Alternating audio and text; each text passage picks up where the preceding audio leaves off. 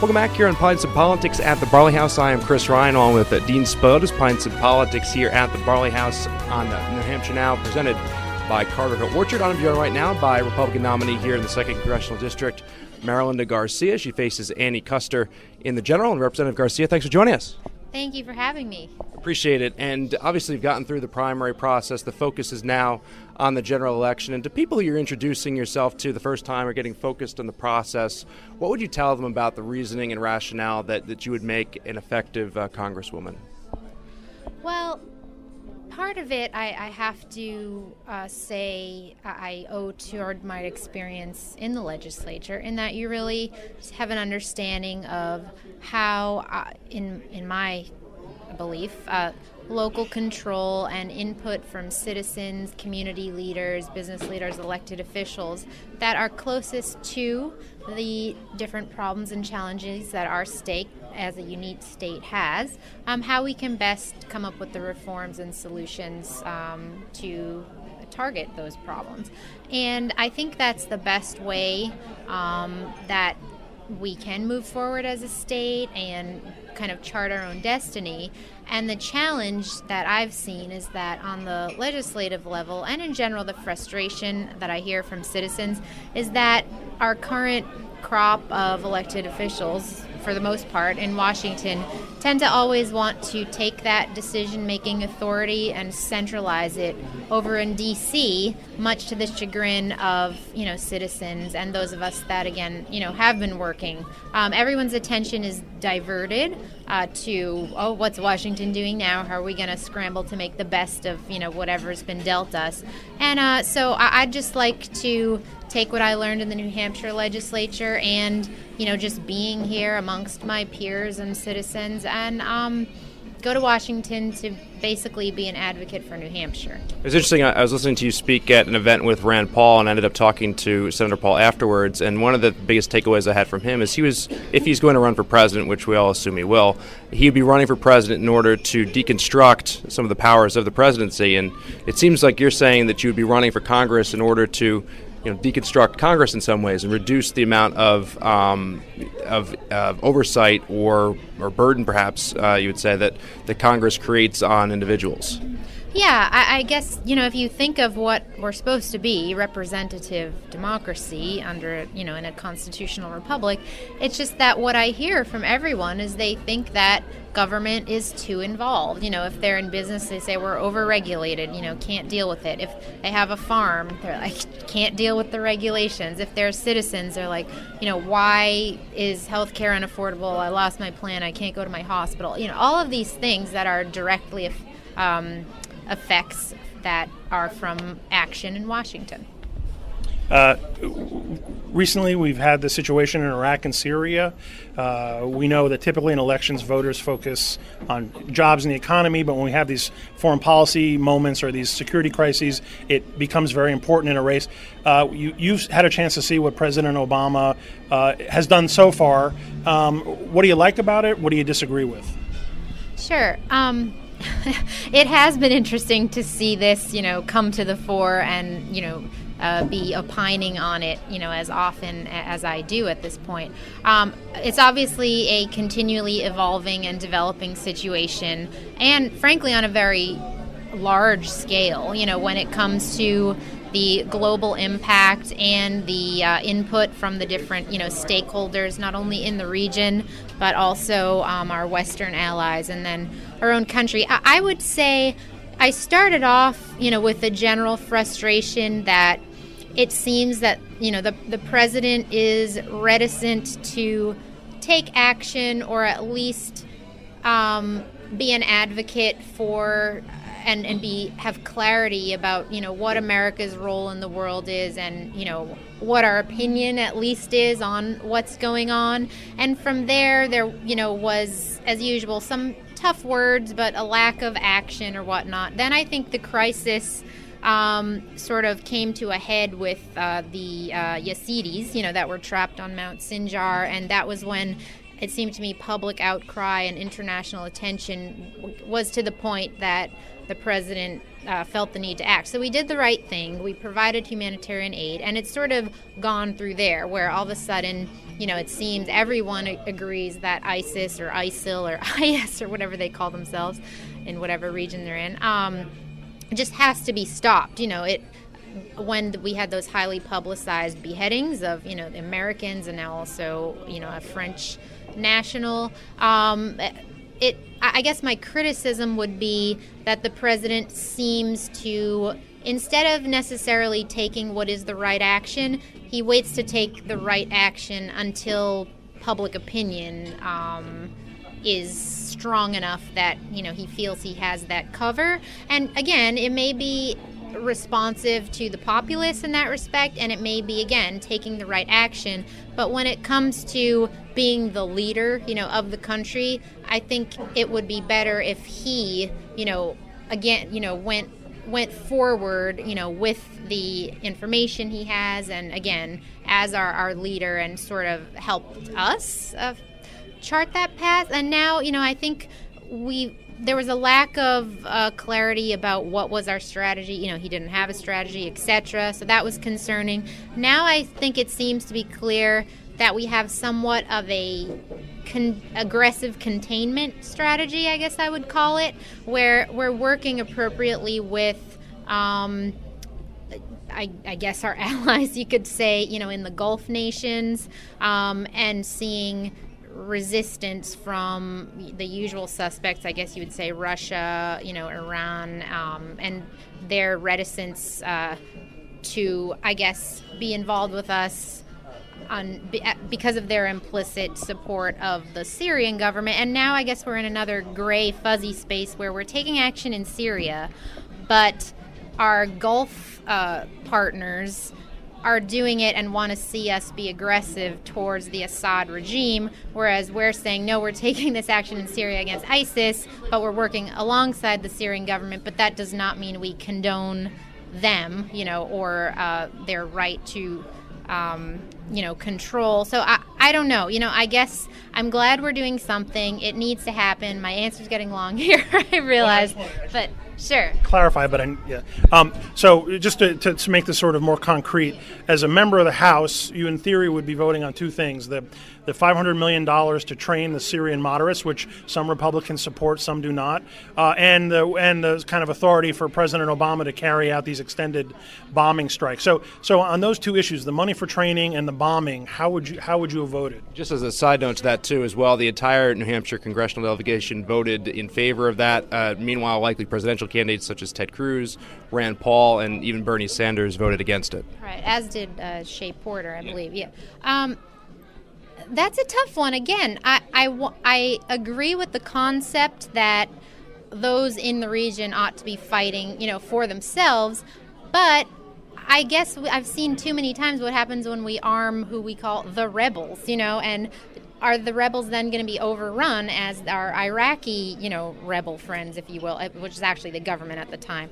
Now ISIS has our weapons and they're being used against us. And in Syria, again, are they rebels? Does that make them necessarily our friends, or are these weapons too going to be used against us? So that's concerning. Also, again, it feeds into my greater issue of there being a bit of a lack of clarity or muddled response when it comes to, okay, we're training rebels, but we're also, the president says no boots, no troops, etc. Then Australia, I believe, has committed some troops. Our military experts are saying that, in fact, we can't just, expect to arm allies, if you will, on the ground and then do air strikes. We do need boots on the ground. And then you hear that, in fact, we're sending people anyway while publicly saying we're not going to commit, to boots on the ground. So, I just think it's a bit confusing. I have a lot of concerns about arming the rebels, so I'm not a real enthusiastic supporter of that, but I do think we're making positive developments in the region. So you would have hesitantly voted for it, or you would have not voted for it? I wasn't there for, the hearings. I don't know the exact specifics of it. I would tell you that I would have hesitantly voted one way or the other. And that's the best I can say right now. In terms of what you would like to see in the region, because I share a lot of the concerns that you have, we've seen through the course of history very good intentions in terms of arming rebels who the rebels then become the enemies. Factions of the rebels become the enemies. The rebels lose to the enemy, and the weapons are taken over. And the consequence is that in Iraq and in other involvements, we see United States weapons being used against each other. And one of the arguments that's been made, used against us, one of the arguments that's been made is that, hey, this is only a 3-month period, but then what happens after that? The biggest aspect, in my view, is the oversight. And I'm not a huge proponent of having American troops involved, but if it is as grave a danger as we're being told by everyone, and the same people who are saying that this is a grave danger, ISIL can wipe us off the face of the earth, the world is on fire, they want to destroy our way of life, you'd want to have that American military engagement to know that the investment that you're making and the fear that you have is assured by American troops. Well, exactly, and I guess again it just speaks to, is this motivated in terms of our actions by, political issues of knowing that America is war-weary, for example, or is it something that we just need to be mindful of as leaders, in that at the end of the day, our job is to ensure the safety, of America and Americans, and that means we have to take actions that are in the best interests of the security of America. And, why is it, when does a situation become bad enough or compelling enough that we decide to engage instead of, be hands-off about it? I think we should always understand and explore that, yes, it's best if it can be done by people on the ground in their own area. It's best if we can use our technology and, superior drones and, bombers and whatever other means we have that, other militaries do not.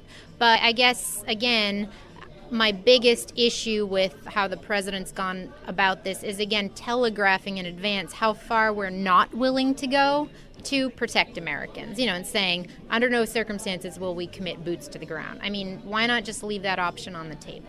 That is Marilyn Garcia, candidate for Congress, joining us here on the New Hampshire Now program in Pints of Politics at the Barley House. Go ahead, Dean. You recently had, or fairly recently had, Ted Cruz come to campaign with you. He's been a controversial figure in the Republican Party and nationally in general for a variety of reasons. It's now being used in a Democratic campaign ad against you. Would you be happy to invite him back to campaign with you again during this general cycle? Sure. I guess it speaks to two things. One is that the tendency of, I guess, in politics, and, I'll speak from, being on the inside, of the right and looking at the, left coming in, is that it actually doesn't matter where in the spectrum you are as a Republican. They always want to paint you as extreme and, fringe and Tea Party and whatnot. So that's one thing. So no matter who I had here, they'd still be saying that. But the other thing is that, look, when it started off, I think, media and people in general, they want to know where they can sort of align you and what box they can put you in, with what label of who are you more like. So I would get that question, are you more Ted Cruz or are you more John Boehner, right? And I resist that, and I frankly rejected that, because I say, look, I share, common values, across the spectrum. That is, we want to reduce the size and scope of government. We, believe in individual liberty, personal responsibility, all of these things. But what if I'm just me? You know what I mean? Like, I'm not either of those guys. So how about you hear me out, about what I'm seeking to accomplish and my views, and then, I'm just Mary Linda Garcia running for office. And now at this point, look, I take support from anyone, in my party that's willing to help, right? So I had Ted Cruz, and then last week I had John Boehner. So I'm grateful and appreciative to both of them. I think we're all on the same team at the end of the day, and that's my approach. Would you vote for Boehner as Speaker if you're elected? Really, I'm just focused on November at this point. And after that, we'll see what happens. Obligatory question right there. That is Mary Linda Garcia joining us here at Pints of Politics at the Barley House. We'll take a brief break and come back. Pints of Politics at the Barley House, part of New Hampshire Now. New Hampshire Now presented by Carter Orchard.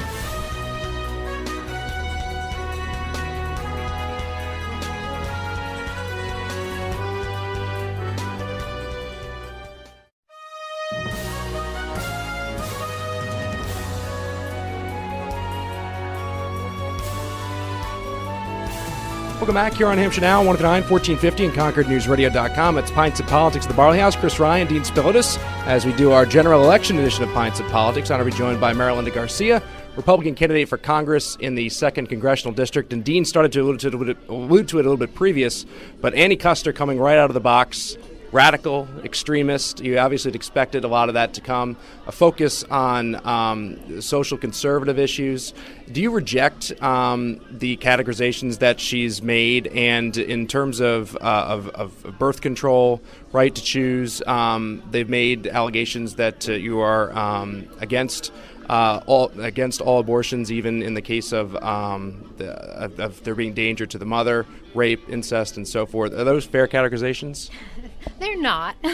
And to your point that yes, I expected this. In fact, when I first declared, if you remember back in January, they also said those exact same things. So again, they say that about everybody. I believe they said that about Charlie Bass as well, in terms of extreme, dangerous, whatever, all these terms that they love to be hyperbolic about and basically, again, try to characterize the opponent as a little, borderline psychopath, right? So, when it comes to my positions, look, I have an extensive voting record. I'm obviously pro-life. I say, I support the culture of life. And but honestly, if they want to speak to some specific vote, that's fine. I'm happy to answer to it. But these, again, hyperbolic statements that I'm against every, single facet of, reproductive choice or whatever is absurd. So a related question, do you, just for clarity, the New Hampshire GOP met recently, the convention, and there's this personhood amendment. How do you support that, basically tying fetal rights to the 14th Amendment, that you have the rights of a citizen? I think they use the terminology preborn children or something like that. How do you feel about that personhood amendment? To be honest, and again, I guess Custer did a press release attacking me on this, again, where I was in no way involved with this whatsoever. And frankly, I think it's not constructive even to, as a legislator that supported, pro-life issues that are frankly very mainstream. I think it's very vague. It's not constructive, and I'm not even sure what it means. So... Yeah. It's going to be interesting because you look at the strategy, as you mentioned it before, and from Democrats, obviously you look at the president's approval rating and where it is, and there is a real need for them to paint their opponent, regardless of what the race is, as somewhat of a monster. And generally we've seen it in past elections with Ovidio Montaigne. If a person believes in life or is a social conservative, they're going to be painted in that light. How do you counteract that? How do you, if your views are being viewed that way? Obviously, polls show that certain views are not popular within the state, but perhaps there's overarching issues that you can point to which may allow for success regardless, and you're able to overcome what may be differences in beliefs with other voters. Absolutely. Well, I in fact addressed this question at Concord High School. I got a question from a young lady there about these issues, and the way I see it is this: it seems that in the political climate, which tends to be quite toxic, or in an area that ought to just be about policy debates and being humane and being reasonable and and what we as a society want to allow or not. Why not, just debate those issues and policies on their merits? But it seems when it comes to pro-life, pro-choice, again, there's a label associated with that. But it's a very marginal argument in that they say if you're pro-choice, you're this, and if you're pro-life, you're this. But in fact, in the actual, I think, everyday American, they've done studies on this. If you're pro-choice, that doesn't mean you support partial birth abortion. And if you're pro-life, that doesn't mean you're necessarily against contraception, But when you have, in the political arena, and to your point, especially when you say you're pro-life, they want to pretend you're all, a crusader on the margins. And I think it's really unfortunate because I think there's about 70% of consensus at all those issues in between those two, marginal sides. So I wish we could have a rational discussion about these things, really. You've been viewed as, and continue to be viewed as, a rising star in the Republican Party for a number of reasons. One of which, obviously, is that Republicans Republicans are having difficulty in having success with voters. You look at the numbers, with women voters. You look at the numbers for Scott Brown and how he's able to appeal to women or not able to appeal to women. And there's the so-called war on women. How do Republicans do a better job in your view, and how do you plan on doing a better job of connecting with women and showing, perhaps a commonality in regards to social issues that maybe they don't see, or a commonality in values in regards to creating prosperity and wealth for women, and an understanding of what a woman is in the 21st century. A lot of women are obviously breadwinners, are single mothers, and there's obviously a different perspective in regards to that. And you've referred to the Republican Party in the past as being a party of old white men and trying to change. Oh, you didn't say that. Stereotype. Right, stereotype. Yeah, that's okay. No, look. One of the things that I didn't know until I actually ran for Congress was that, look, on its face, the facts are there are only 18 Republican members, I believe 18, of the Republican House members in Congress. And I think that's sad, And it's not to say, because, I'm not one to say that, frankly, men can't speak about women's issues, because men are, dads of daughters, they have wives, look, they're caring guys. Of course they can. No commonality, though. It's different. But here's the point. If you want to speak to someone where they're at, just being, part of that group is just that much more natural and easy. So I don't have to prove to anyone that I can communicate and talk to women and know about issues that concern, young women these days. I am one, so I just talk about the issues that I know my peers and my family and my friends and women in general are dealing with, because I deal with them too. So I just want to speak, about these things. And, I don't have anything to prove when it comes to communicating to women. I am one. So that helps. It's great. How do you feel about earmarks, and also how will you go about gaining funding for projects that are important to people here in the 2nd Congressional District? Because obviously there's that aspect of things as well, where the constituents are going to want certain projects. There's going to be opportunities in order to potentially get funding for projects. How will you balance your beliefs in regards to what the federal government should be and not be, and also obtain funding for projects that may be important to people in this district? Yeah. Obviously, everything has to be evaluated on its merits, and, there are two interests people have. One is, of course, in the development of the state of New Hampshire, and the other is that, the federal debt and deficit and spending in general are out of control, right? And those things, it's a big circle of life, right? Federal dollars are, in fact, the dollars of the people in New Hampshire. So when I've even, resisted that in the State House when they say, well, we have to pass this because we'll lose the free federal money. It's like, come on, it's not free. And it's not federal money, it's our money. But I guess I would just say that what I've really enjoyed about the 2nd District in particular and our state is that our economies and, the projects that are ongoing and, what is happening in development is really so diverse that I think it prevents one or elected official from having sort of a, myopic interest in one particular area or another. So it's good because you have to be thinking, what's happening in agriculture and, tourism and economic development. What helps that, in the North Country, and then here in the southern portion and, even eastern and western, what's happening with the innovation economy, the high-tech sector, manufacturing, all these things that have the ability to develop and attract, skilled labor and create jobs. So, I think you have to take those on a case-by-case situation. We're about 25 minutes into your portion of the program. We've not mentioned Obamacare once.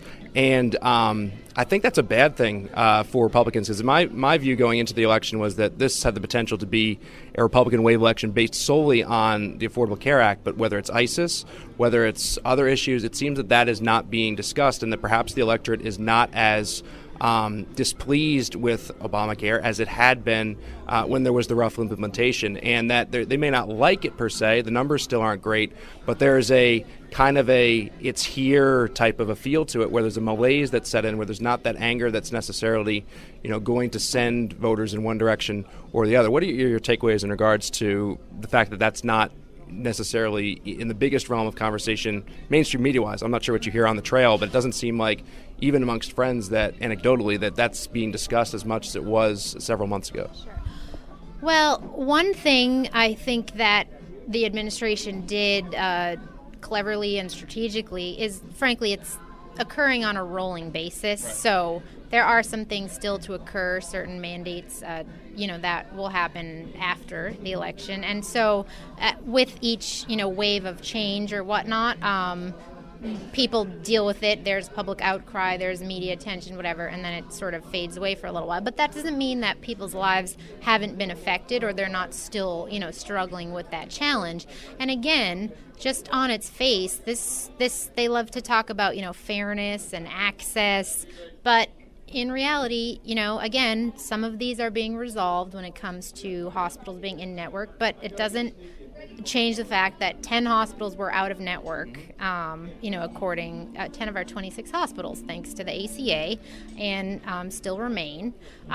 Premium increases are occurring. When it comes to fairness, we like to talk about the successes. Okay, there's a higher, number of enrollment, et cetera. People now have coverage. But what about those people that did lose their coverage? That's simply not fair, and that's not a success to them. Then you look at the effect on senior citizens. I mean, in the 2nd District alone, one of the things that shocks me is it seems Representative Custer always likes to sort of tout her support for seniors and how she cares about seniors, et cetera. But she's a huge champion, of the ACA, and in fact has said that she didn't think it went far enough. She was a crusader for the public option and whatnot. And the funding mechanism of Obamacare, frankly, is raiding Medicare to the tune of, $700 billion to pay for the expansion of Medicaid. And then in the 2nd District, Medicare Advantage is now costing seniors approximately $3,000 more, per capita in our district. So, I mean, that seniors I talk to are upset about it. Moms, those that have longstanding illnesses and, have had to find a new doctor, a new hospital, it's still there. People aren't happy with it, but sure, other issues have come up too. Yeah, Chris, I think there's something to what you said that part of the issue is that it now feels like the status quo. I think some of it's popular, some of it's unpopular. It just kind of is at this point, and plus on top of that, these other issues that are boiling up right now have kind of pushed it to the side, although I do think it's going to continue to be an issue. One more thing on that, though. I think that feeds, though, into the overarching potential wave of this election, and there is this dissatisfaction with the Affordable Care Act, which is part of this dissatisfaction with the president, and that kind of feeds into that aspect of it as well. But I think it all kind of comes back to, particularly for the middle class, where things are for them in terms of where they think they should be in their lives, and they're still struggling. And I think that still has the potential for an anti-incumbent wave based upon the fact that the middle class is not pleased. Mm-hmm. Change subjects a little bit, but still in the economic realm. Minimum wage. During the Republican primaries in the state, not just your race, but the other races, I heard everything from there should be no federal minimum wage at all, sort of the Bob Smith position, to it's okay where it is, we can't raise it, to, well, I'm open to maybe thinking about raising it. And that spectrum from no federal minimum wage to maybe bumping it up a bit or even having a state minimum wage again, where do you fall on that spectrum? Sure. Well, I voted against increasing the state minimum wage when I was in the legislature. And when it comes to this, again, it seems to be sort of a petty, not punitive, that's the wrong word, but kind of just a petty, short-sighted type of little issue that the president's administration, decided to champion for a time to then use as a wedge issue. And the fact is this: as good as it sounds, right, raising wages, it's very slight, but the effect would be huge and catastrophic to the job market itself. Every employer I've talked to says, that deals with the minimum wage, says, look, I will literally be laying people off. Now I ask you, is giving someone $1.15, increase helpful or better for them than them actually not losing that job to begin with? So what you're doing is you're forcing people to choose between laying people off completely and losing their job, or having a somewhat trite and meaningless raise in your wage that doesn't in fact do anything to make your life more affordable, allow for the cost of living, help you heat your home, fill your car, and all of these other, and afford your health care, all these things we're dealing with. So yeah, I'm opposed to raising it. Final thing on those lines, I agree with you, and I think that the best way in order to see workers' salaries increase is by tax incentives. And whether you're creative in terms of how many individuals you have working at certain hours or whatever the case may be, applying a tax incentive or just decreasing the tax burden overall, I think that creates the more opportunity to create wealth in the workplace than, as you mentioned, where I think you'll have more individuals working less hours as a result of raising the minimum wage. But in your view, I think that this election, as I mentioned before, is going to come down to the middle class and them determining which party, which group of individuals has the best ideas to enhance their own personal well-being and their own situation, particularly in regards to wealth and prosperity. What do you tell them, and why is the Republican Party the better party for the middle class family here in New Hampshire? Well, again, I think that as government grows, it's a one-size-fits-all type of situation. So it means if we have a system that's not working, it means it's harder for us as individuals and as states to find ways to circumvent it, to find other options and to make decisions, be it education, healthcare, business, whatever it is, that we're just seeking to do in our everyday life and kind of to fulfill our dreams and, live the American dream and way. Just the more government control you have over these things, it just makes it inflexible, it makes it more expensive, it decreases options, and it just makes life harder. So as a Republican, I, again, always vote to reduce the size and scope of government in a meaningful, of course, targeted way, and that's what it's really all about. So again, from every issue, when it comes to energy, allowing for exploration and development. When it comes to healthcare, allowing for state-based solutions. The innovation, consumer-oriented market. That's the way we want to go. When it comes to education, it's about being able to choose what educational options best suit the needs of your child. You know more about your kid, and how he learns best than bureaucrats in D.C. There's just no question about that. I want to thank you so much for joining us, and best of luck out there on the campaign trail. Thank you very much. Marilyn Garcia joining us here on New Hampshire Now, 109, 1450 and ConcordNewsRadio.com. It's Pints of Politics at the Barley House. Back with more after this.